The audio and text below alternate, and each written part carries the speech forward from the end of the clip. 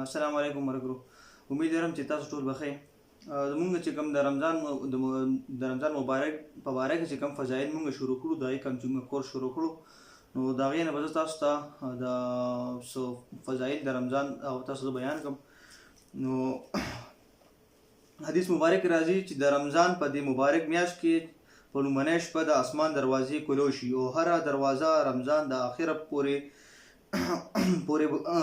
بندیږي. یو مسلمان چې مونځ کوي د رمضان په شپو کې، نو د هر رکعت په بدل کې 2,500 نیکۍ ورله لیکل کېږي، لیکلی شي. یعنی د هر رکعت په بدل کې 2,500 نیکو ثواب ورله لیکلی شي او په جنت کې به ورله الله تعالی یو مکان جوړوي د سرو زرو او د یاقوتو.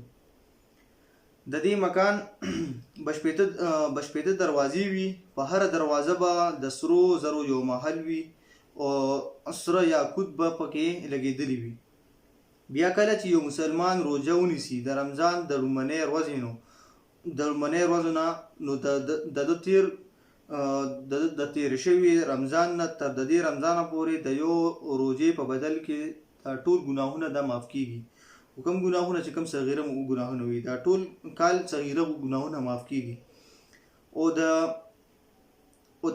لوی ګناهونه چې کوم دي، صغیره ګناهونه چې کوم دي، هغه په استغفار باندې، په توبه استغفار باندې معاف کېږي. واړه ګناهونه به په دې نیکو اعمالو معاف کېږي او 1000 فرشتې ورله روزانه د سحر نه د ماښامه پورې د مغفرت دعاګانې غواړي.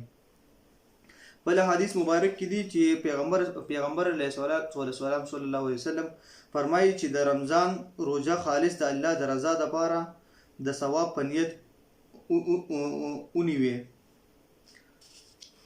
د دې مخکې ګناهونه به معاف کړي شي او واړه ګناهونه به معاف کړي شي او د غټ ګناهونه به په توبه استغفار سره معاف کېږي. الله رب العزت دې موږ له په دې خبرو د عمل کول توفیق راکړي او الله رب العزت دې موږ له په دې رمضان مبارک کې د زیات نه زیات د نیک اعمالو توفیق را نصیب کړي.